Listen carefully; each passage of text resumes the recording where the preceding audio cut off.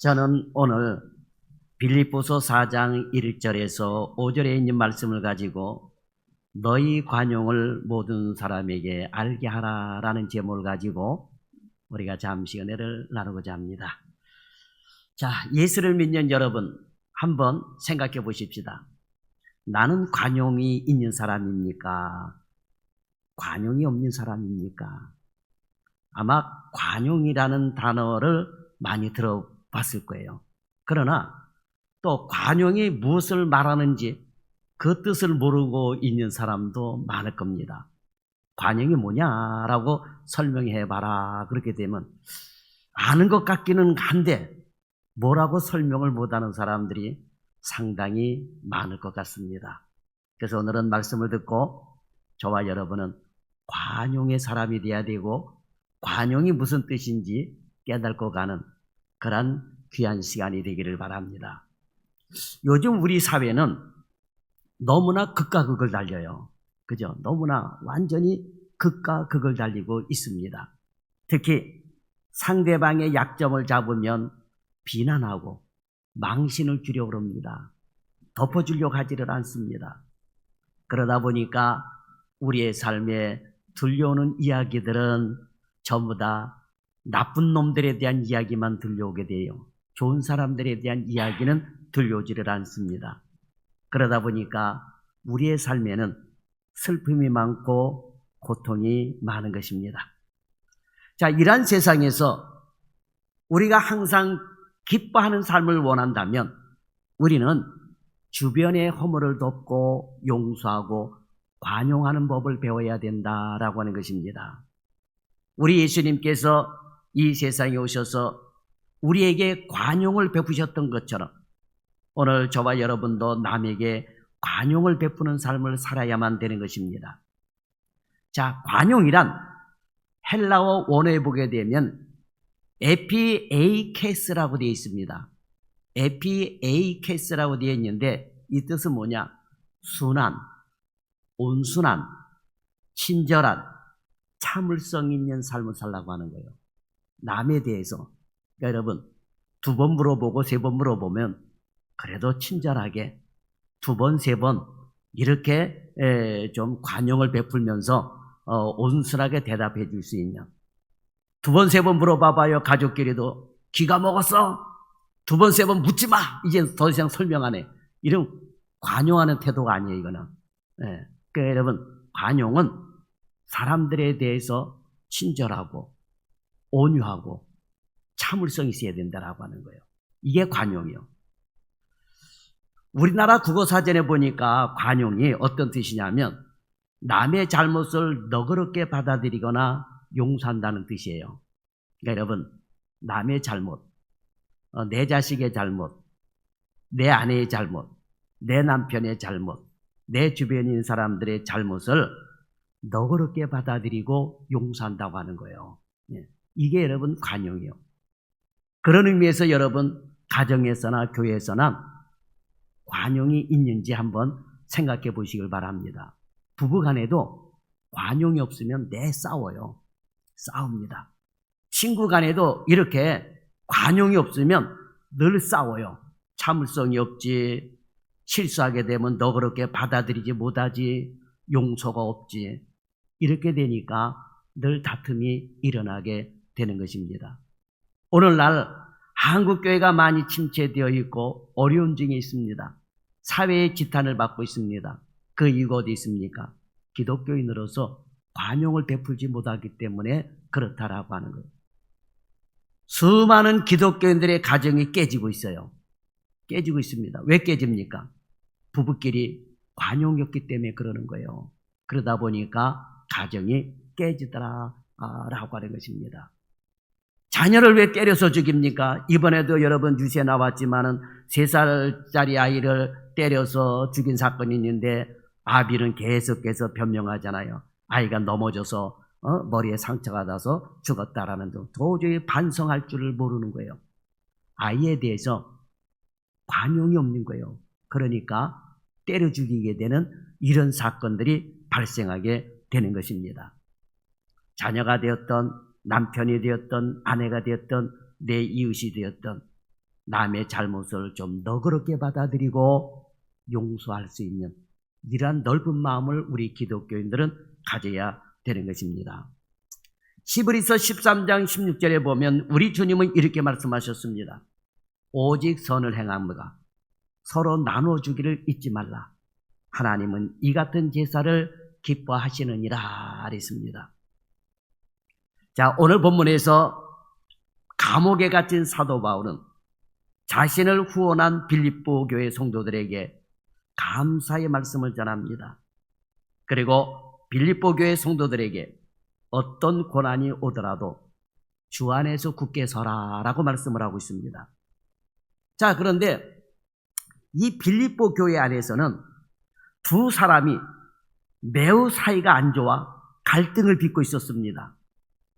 이 갈등을 빚고 싸우는 사람이 누구냐? 이 두 사람은 유오디아와 순두계라고 하는 여인입니다.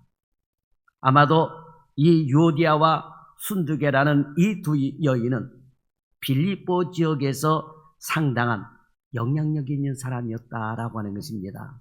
그러니까 아마 남편들이 사회적 지위가 대단했고 그러다 보니까 부인들도 사회적 지위가 있었던 그런 사람들이었고 교회 안에서나 그 지역 안에서 영향력을 미칠 수 있는 그런 사람들이었다라고 하는 것입니다. 그런데 이 유오디아와 순두계가 서로 싸우고 교회 안에 갈등을 일으키게 되고 한쪽은 유오디아 편, 한쪽은 순두계 편 이러면서 교회가 나눠져 있게 되는 거예요. 그래서 사도 바울은 이 둘에게 주 안에서 같은 마음을 품으라라고 말씀을 하고 있는 것입니다. 같은 마음을 품고 서로에게 관용을 베풀어서 모든 사람들이 알게 하라라고 하는 거예요. 아, 유오디아 관용 있는 사람이다. 순두계 관용 있는 여인이다. 이런 걸 알게 하라라고 하는 거예요. 여러분들도 관용 있는 남이 좀 실수하고 허물이 있어도 그거를 용납하고 관용을 베풀 수 있는 그런 성도들이 되라라고 하는 것입니다. 그런데 이런 걸 모든 사람이 알게 하라라고 하는 것입니다. 이게 관용인데 이 관용을 베풀므로 모든 사람에게 덕을 좀 끼쳐라 라고 바울은 이 두 사람에게 충고하고 있는 것입니다. 사랑과 용서를 기초로 하여 다른 사람의 허물이나 실수를 그리고 여러 차이를 너그럽게 받아들이는 관용을 베풀어라 라고 하는 것입니다. 주님은 오늘도 우리에게 관용을 베풀어라 이렇게 말씀하고 있습니다. 여러분은 내 성격이 안 맞아도 내 뜻에 안 맞아도 용납하고 관용을 베풀 수 있는 어떤 사람은 잘하다가도 결정적인 순간에 말로서 다 까먹는 사람들이 있어요. 말로서 하지 말라니까 뭐 이러면서 나가라고 뭐 이러면서 그러니까 이 신경이 날카롭게 반응하다 보니까 그동안 잘해왔던 것이 까먹게 되는 거예요. 왜 그래요? 받아들이지 못하는 관용의 마음이 없기 때문에 그렇다라고 하는 거예요. 그러니까 여러분 어떤 일이 있어도 여유로운 마음을 가지고 상대를 받아들일 수 있는 그런 너그러운 마음을 가질 수 있기를 바랍니다. 자녀에 대해서도 마찬가지요. 특히 남편에 대해서도 마찬가지입니다. 우리 여성노님들은 남편의 부족하고 남편이 마음에 안 들어도 그래도 제일 잘 길들이고 말들이는 게 여러분 남편이잖아요. 그 남편에 대해서 관용을 베풀 수 있는 넓은 마음을 가질 수 있기를 바랍니다. 그러면 사람들이 왜 관용을 베풀지 못하느냐? 좀 관용을 베풀었으면 좋겠는데 왜 관용을 베풀지 못할까요? 그 이유는 첫째로 마음이 만물보다 거짓되고 심히 부패하였기 때문입니다. 마음이 부패하였기 때문이요. 자, 예레미야 17장 9절에 보면 만물보다 거짓되고 심히 부패한 것은 마음이라 누가 능히 이를 알리오 그랬습니다. 여러분 마음이 그만큼 부패해 있기 때문에 관용을 못 베푼다라고 하는 거예요. 자, 주님은 우리에게 관용을 베풀며 살라 하시는데 문제는 우리 마음이 힘이 부패하였기 때문에 이 관용이 없다라고 하는 거예요. 그러면 우리 마음에 뭐가 가득하기 때문에 이렇게 부패해 있을까요? 로마서 1장 29절에서 31절에 보면 마음이 부패하게 된 원인이 어디 있냐? 이런 것들이 있는데 그게 뭐냐? 곧 모든 불의, 추악, 탐욕, 악의가 가득한 자요. 시기, 살인, 분쟁, 사기, 악독이 가득한 자요. 수근수근하는 자요. 비방하는 자요. 하나님께서 미워하시는 자요. 능욕하는 자요. 교만한 자요. 자랑하는 자요. 악을 도모하는 자요. 부모를 거역하는 자요. 우매한 자요. 배악하는 자요. 무정한 자요. 무자비한 자라 있습니다. 이런 것들이 마음에 가득하니까 관용을 베풀 수 있는 여유가 없는 거예요. 이게 마음이 가득하다고 하는 거예요. 그러니까 이런 관용이 없어요. 시기하고 분쟁하고 비난하고 수근수근하는 거, 이런 것들이 가득 찬데 어떻게 관용을 베풀 수 있냐라고 하는 거예요. 그런데 문제는 뭐냐? 이런 것이 가득하고 이런 것을 가지고 행동하는데도 로마서 1장 32절에 보니 그러는 자신의 모습을 옳다라고 하는 거예요. 내가 옳다. 그리고 다른 사람에게도 부추긴다라고 하는 거예요. 그래, 네 생각이 옳지. 맞아. 그러면서 끼리끼리 모여가지고 서로 부추기는 거예요. 그러다 보니까 다툼이 가득한 거예요. 그러면서도 내가 옳다라고 하는 거예요. 내가 옳다. 여러분, 이런 사람들이 교회 안에 얼마나 많습니까? 자신은 깨끗한 것 같고 올바른 것 같고, 그런데 그 안에 이렇게 더럽고 추잡한 것들이 가득 차게 되니까 남에게 관용을 베풀지 못하고, 그러면서도 나는 잘났다, 내가 옳다, 이렇게 생각한다라고 하는 거예요. 이런 사람들에게는 하나님의 심판이 기다리고 있다라고 하는 거예요. 자, 그런데 사람들이 어떤 것을 가지고 다툴까요?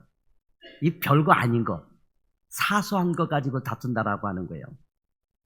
자, 여러분, 부부가 서로 사랑해서 결혼하잖아요. 그죠? 사랑하는데 부부가 살다가 처음에 뭐 갖고 다투는 줄 아세요? 통계를 보니까 뭐 갖고 다툴까요? 네? 별거 아닌 치약 짜는 거 갖고 다툰대요. 치약 짜는 문제. 한 사람은 치약을 끝에서부터 이렇게 짜고 하는 사람이고, 한 사람은 치약을 어디서부터 짜요? 그렇지, 잖아요. 중간에서부터 짜는 거예요. 그러니까 이거 갖고 싸운대요. 아니, 좀 치약을 뒤에서부터 깔끔하게 짜가지고 깨끗하게 쓰면 어떻게 좋아? 근데 또 성격이 털털한 사람은 중간에서부터 치약을 짜니까 이게 쭈글쭈글해지잖아요. 이게 중간에서부터. 그렇죠? 그러니까 식구들 중에도 보면은 이렇게 치약을 뒤에서부터 짜는 사람이 있고 중간에서부터 짜는 사람이 있단 말이에요. 어쨌든. 그죠? 그런데 이것 때문에 부부싸움하고 이것 때문에 가족끼리 싸움하는 경우가 굉장히 많다라고 하는 거예요.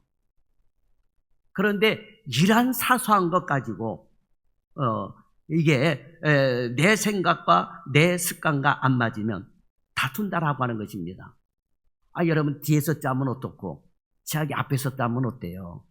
저도 그래요. 이게 치약을 쓰다 보게 되면은 이게 쭈글쭈글하게 되고 이게 불편할 때가 있거든요. 그러면 많이 쓰다 보면 저는 그 치약 끝을 가지고 요렇게 짜요.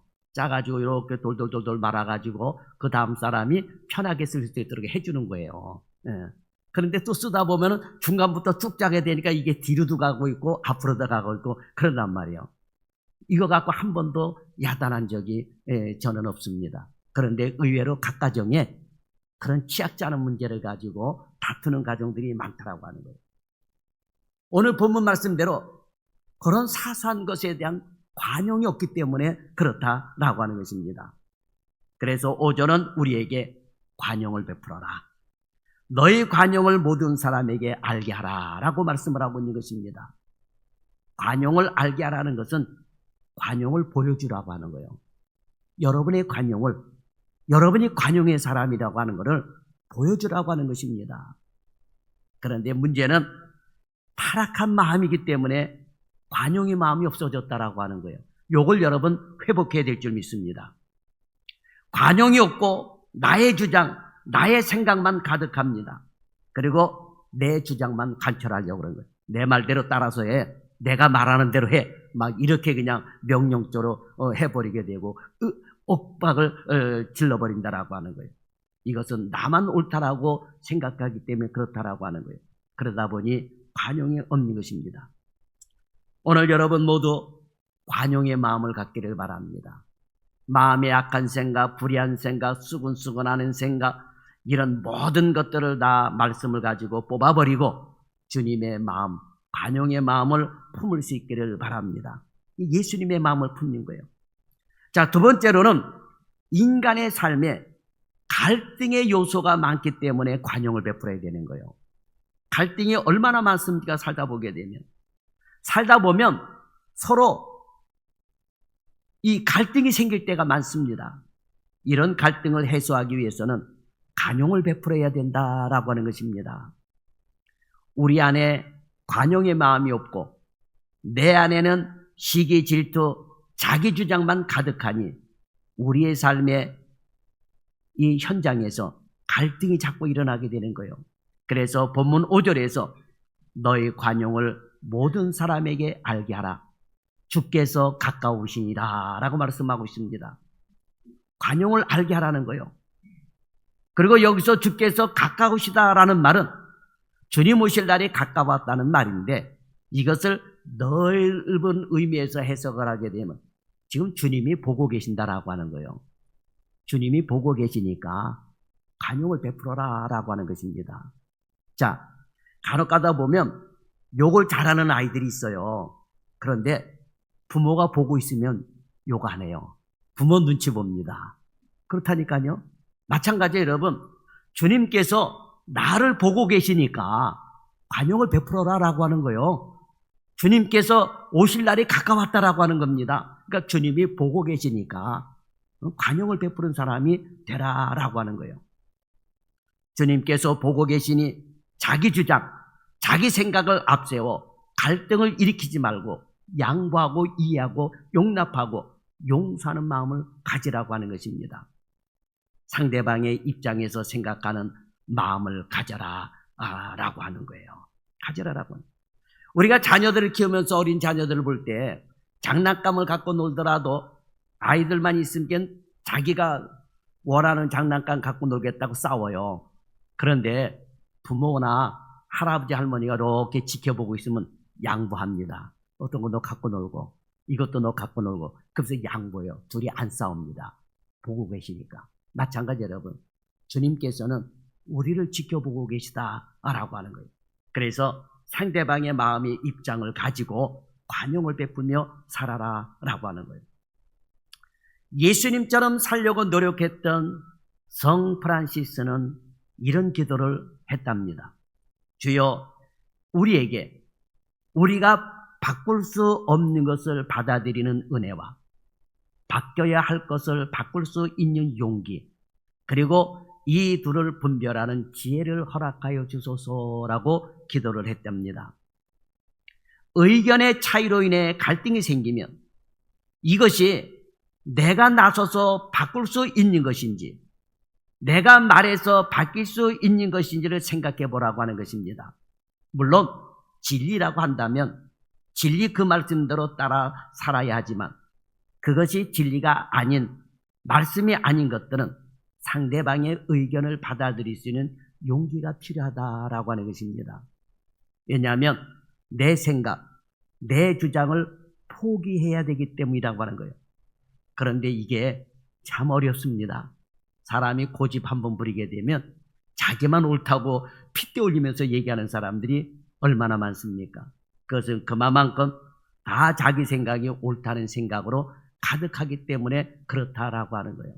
그 좋은 예가 서울 가본 사람하고 안 가본 사람하고 싸우면 누가 이긴다고요? 그죠? 그만큼 사람은 우기며 사는 거예요. 모르면서도 자기 주장만 옳다고 하는 거예요.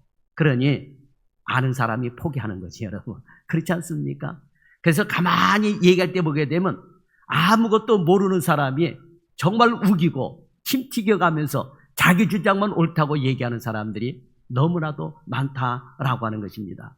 그만큼 아무것도 모르면서 자기 생각이 옳다고 가득하다고 생각하는 사람들이 의외로 너무나도 많다라고 하는 거예요. 그런데 성경은 이러한 생각을 내려놓으라고 하는 거예요. 에베소서 4장 2절 말씀에 보면 모든 겸손과 온유로 하고 오래 참음으로 사랑 가운데서 서로 용납하라. 서로 용납하라. 자, 오래 참음으로 사랑으로 서로 용납하라고 하는 거예요. 오래 참고 용납하려면 당연히 내 생각을, 내 주장을, 내 판단을 내려놓아야 된다라고 하는 것입니다. 스코틀랜드 출신의 작가이자 목사였던 존 왓슨이라는 목사님이 계셨는데 이 왓슨 목사님이라고 하는 이 일화예요. 우리가 부르는 찬송가 가운데도 이 왓슨 이 목사님이 지은 이 곡이 있습니다. 자, 그런데 이분이 처음으로 목회를 시작할 때 일인데 이 목사님은 원고 없이 성도들과 눈을 마주치면서 설교하기를 원했다라고 하는 것입니다. 그래서 이 왓슨 목사님이 간단한 메모만을 적은 종이 한 장을 들고 강단에 이렇게 올라섰답니다. 그러나 중간에 내용이 떠오르질 않아가지고 여러 번 당황하게 되었고 그럴 때가 되면은 이 목사님은 이렇게 말씀하셨대요. 여러분, 이 부분이 잘 생각이 나지 않는군요. 내가 설교 준비할 때는 분명히 했었는데 제가 다시 하겠습니다. 이런 말을 반복을 했대요. 그럼에도 성도들은 짜증내는 일이 전혀 없었다라고 하는 것입니다. 보통 사람 같으면 어떻게 했을까요? 에이, 목사님 설교 준비도 제대로 안 해놓고 뭘 그렇게 하느냐고 그런 얘기 하네요. 그랬을 텐데 이 성도들은 목사님이 내가 설교 준비는 했는데 생각이 잘 나지 않습니다. 아유, 죄송합니다. 제가 다시 하겠습니다. 이런 말을 하더라도 이해를 하고 짜증내지를 않았다라고 하는 거예요. 어느 날 예배가 끝나고 한 성도가 목사님에게 찾아와 이렇게 말을 했답니다. 목사님, 앞으로 설교 내용이 잘 기억나지 않을 때는 우리에게 찬송가를 한 곡 지정해 주십시오. 그러면 우리는 그 찬송가를 부르겠습니다. 네. 목사님이 설교에 대해서 기억날 때까지 저희가 찬송을 부르겠습니다. 저희 모두는 목사님을 사랑하고 목사님을 위해서 기도하겠습니다 했습니다. 이로부터 오랜 세월이 흐른 뒤 왓슨 목사님은 이런 말을 했습니다. 오늘날 내가 이렇게 목회자로 설 수 있었던 것은 그때 그 시골교회 성도들이 보여주었던 자비심과 온정 때문이었습니다 라는 말을 하였던 것입니다. 자, 어떻습니까? 우리 믿음의 선조들은 이렇게 살았던 거예요. 자비와 온정과 부족하더라도 관용을 베풀었다라고 하는 것입니다. 오늘 우리는 어떻습니까? 갈등이, 비난이, 비판이 일어날 수 있는 상황에서 과연 나는 어떻게 말하고 어떻게 행동하고 있습니까? 사랑하는 성도 여러분, 이 세상에 얼마나 갈등이 많습니까? 그 갈등의 현장에 관용을 베푸는 사람들이 있다면 이러한 갈등은 사라지게 되는 것입니다. 골로새서 3장 13절에서 14절에 보면 누가 누구에게 불만이 있거든 서로 용납하여 피차 용서하되 주께서 너희를 용서하신 것 같이 너희도 그리하고 이 모든 것 위에 사랑을 더하라. 이는 온전하게 매는 띠니라 그랬습니다. 용납하는 마음이 사랑이라고 하는 거예요. 사랑한다면 용납하고 관용을 보여줘야 된다라고 하는 것입니다. 용납을 보여줘야 된다라고 하는 거예요. 용납을 보여주지 않고 본인이 뭐 잘났다고 얼굴 돌리고 다니고 삐지고 다니고 말도 안 하고 다니고 이런 사람들이 의외로 많아요. 근데 이런 사람들이 그리스도인이래. 이런 사람이 전도하면 여러분 되겠습니까? 가족들도 예수 안 믿는 거예요, 여러분. 가족들에도 여러분 그럴 거 아니에요. 안에서 새는 바가지 바깥에 나가 샌다 그러고 바깥에서 새는 바가지 안에 들어가도 새는 것 아니겠습니까, 여러분? 그렇잖아요. 사랑하는 마음이 없기 때문에 그러는 거예요. 그런데 용납하는 마음을 보여주라고 하는. 그런데 남의 실수와 허물에 대해서 조금도 용납하지 않고 고개를 돌리고 가는 사람들이 여러분 얼마나 많습니까? 사도 바울은 갈라디아 성도들에게 이렇게 말합니다. 갈라디아서 4장 15절에 보면 너희가 할 수만 있었더라면 너희의 눈이라도 빼어 나에게 주었으리라 그랬어요. 그러니까 갈라디아 교회 성도들은 바울 위해서라고 하면 눈이라도 빼어줄 정도였다라고 하는 거예요. 자, 그러면 바울이 무슨 완벽한 사람이라서 이런 사랑을 받았을까요? 절대로 그렇지 않습니다. 고린도후서 11장 1절에 보면 사도 바울은 고린도 교회 성도들에게 이런 말을 합니다. 원하건대 너희는 나의 좀 어리석은 것을 용납하라. 청하건대 나를 용납하라 그랬습니다. 이 말은 사도 바울에게서 겸손할 수도 있었겠지만 문자 그대로 볼 때 자신이 어리석은 사람이라고 말할 때 남이 좋아하게 판단하는 사람들은 어떻게 하겠습니까? 그러니까 바울도 결점이 있는 사람이었다라고 하는 거예요. 허물이 있는 사람이었다라고 하는 것입니다. 그럼에도 불구하고 사도 바울은 빌립보 교회나 고린도 교회나 갈라디아 교회 성도들을 사랑했다라고 하는 거예요. 관용을 베풀었다라고 하는 누구에게? 바울에게. 갈라디아 교인들이, 빌립보 교인들이. 그래서 바울은 이렇게 본인이 허물이 있는데 이거를 용납하라라고 하는 거예요. 오늘날 목사가 허물이 있어봐요. 저 목사 쫓아내야 된다고 하면서 관용을 베풀지 못하고 목사를 험담하고 비난하는 사람들이 얼마나 많습니까? 그렇잖아요. 그런데 바울은 나의 어리석음을 용납하라.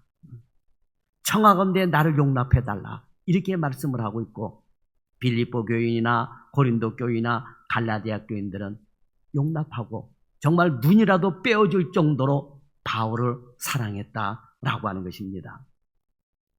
이렇게 함으로 인해서 아름다운 믿음의 역사를 빌립보 교회나 고린도 교회나 갈라디아 교인들과 함께 바울이 교회를 세우고 갔다라고 하는 것입니다. 오늘도 우리의 가정에, 교회에, 그리고 삶의 현장에 왜 관용이 필요합니까?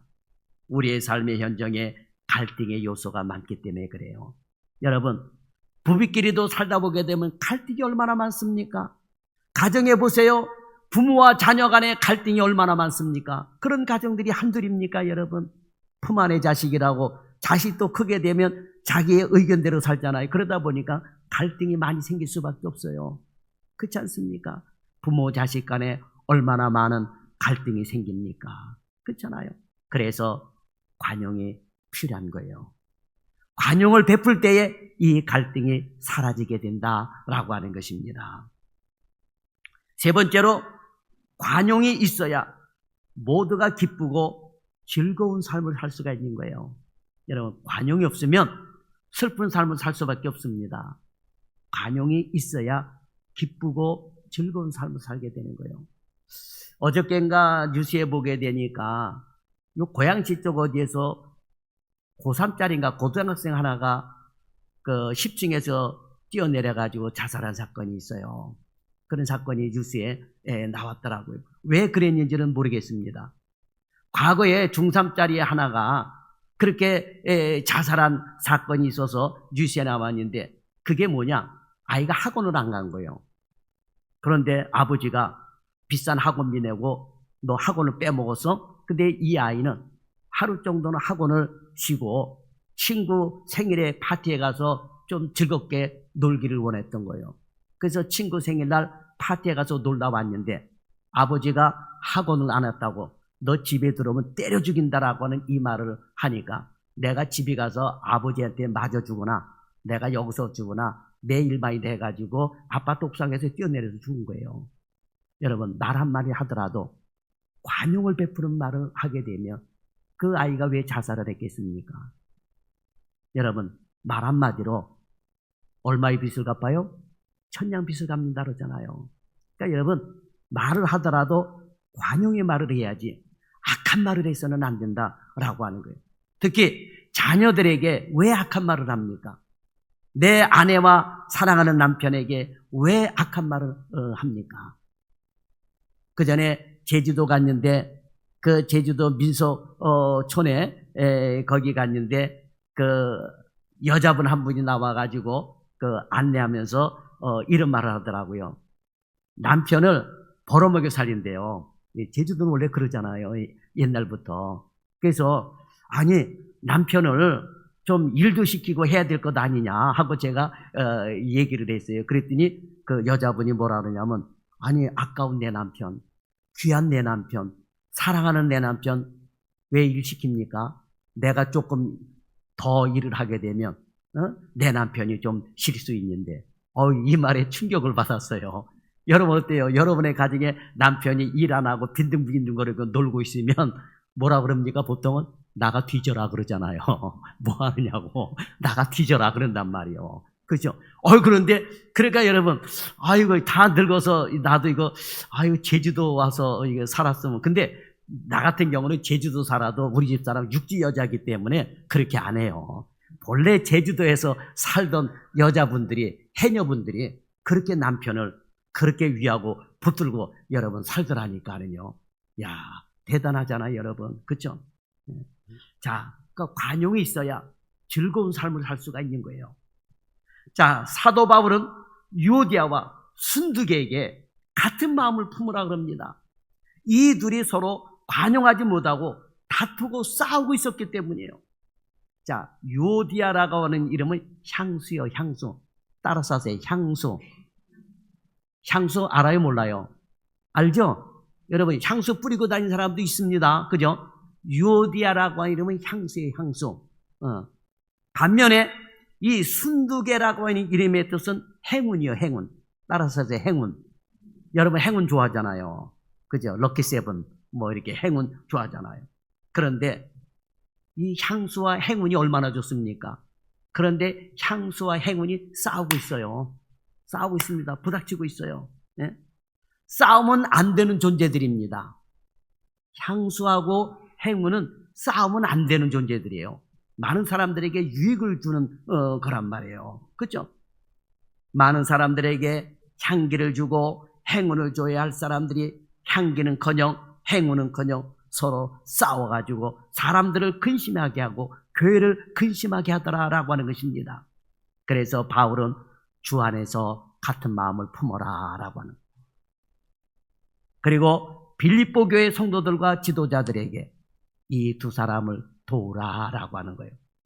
교회 안에서 둘이 서로 다투고 싸워 사이가 안 좋으니까 교회가 냉랭해지고 기쁨이 사라집니다. 그러니 두 사람이 한 마음을 품고 다른 사람은 그를 도와 하나가 되게 하라 라고 하는 것입니다. 성경은 하나 되라고 말씀합니다. 에베소서 4장 3절에 보면 평안에 매는 줄로 성령이 하나 되게 하신 것을 힘써 지키라고 말씀하고 있습니다. 서로 용납하여 성령님이 우리를 하나 되게 하신 것을 힘써 지키라는 것입니다. 다투지 말고 하나가 되라고 하는 거예요. 우리를 다투게 하고 싸우게 하는 것은 내 생각, 내 주장인 것입니다. 내 생각만 옳다고 주장하니 내 마음과 생각과 안 맞는 사람을 비난합니다. 그래서 다툼이 생기는 것입니다.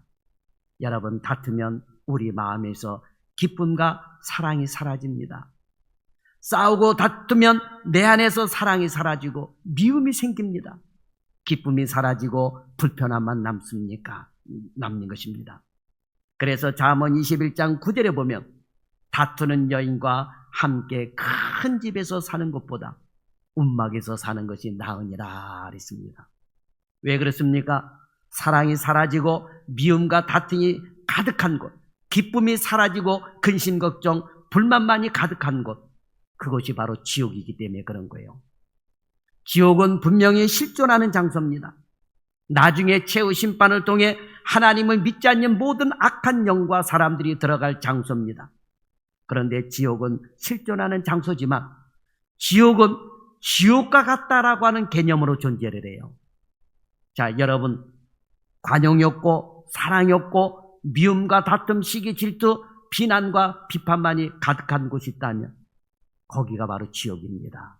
그렇잖아요. 사람들이 왜 지옥과 같은 삶을 삽니까? 관용이 없기 때문에 지옥과 같은 삶을 사는 거예요. 여러분, 왜 지옥이 고통이고 왜 하나님의 나라는 행복한 나라라고 기쁨이 가득한 나라인지 아십니까? 천국에는 나보다 더 나를 사랑하시는 하나님이 계신 나라이기 때문입니다. 반면에 지옥에는 나를 사랑하시는 하나님이 계시지 않기 때문에 그렇습니다. 그래서 여러분, 지옥이에요. 여러분, 사람들의 삶에 보세요. 지옥과 같은 삶을 사는 사람들이 얼마나 많습니까? 그곳에는 하나님이 없기 때문에 그렇습니다. 고통만 있게 되는 거예요. 그런데 성경에서 천국을 상징하는 표현들이 있습니다. 12진전문, 금으로 된 길, 생명수가 흐르는 시내, 사시사철, 과일이 맺는 나무, 이건 아무것도 아닙니다. 이런 최고의 시설과 환경이어도 미움과 다툼만 가득하다고 한다면 그것은 지옥일 뿐인 것입니다.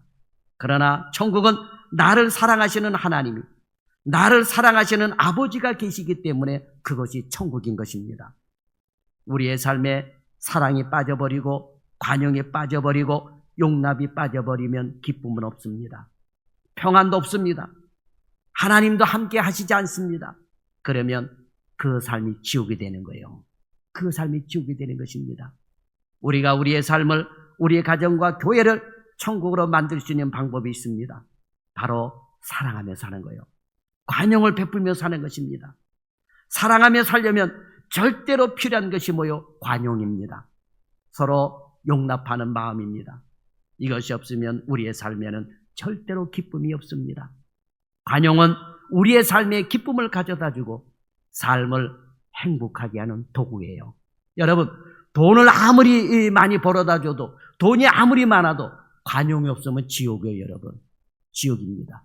그러나 돈이 없어도 관용을 베푸며 살면 행복한 삶이 되게 되는 것입니다. 그러니 관용을 베풀며 사시기를 바랍니다. 관용은 마땅히 주장할 자기 권리를 기꺼이 포기하는 너그러운 마음을 가지는 것입니다. 또한 관용은 사랑과 용서를 기초로 하여 다른 사람의 실수나 허물, 그리고 여러 차이를 너그럽게 받아들이는 태도를 가지는 것입니다. 우리가 이렇게 관용함으로 서로 도울 때 기쁨을 함께 누리는 삶을 살게 되는 것입니다. 주님께 관용과 사랑을 입은 여러분, 관용을 베풀며 살아가시기를 주님의 이름으로 축원합니다. 기도하겠습니다. 오늘도 우리와 함께 하시는 아버지 하나님, 오늘날 시대가 점점 악해져 가고 있습니다. 서로 관용을 베풀지 않고 살아갑니다. 자기 소견에 옳은 대로 살아갑니다. 자기 주장만 옳다고 다른 사람의 의견은 듣지 않고 그저 데모하고 기물을 파손하며 자기 주장만 관철하고 화해 없이 살아가고 있습니다. 주여, 이러한 삶은 지옥의 삶인 것을 다시 한번 깨닫게 하여 주옵시고 서로가 용납할 수 있는 삶, 관용을 베풀 수 있는 삶이 되게 하여 주옵소서. 내가 먼저 관용을 베푸는 삶이 되게 하여 주옵소서.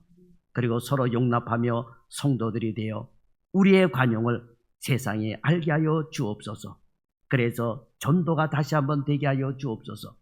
관용을 베푸는 삶 속에 하나님의 영광이 나타나는 자녀들이 다 되게 하여 주옵소서. 예수님의 이름으로 기도드립나이다. 아멘.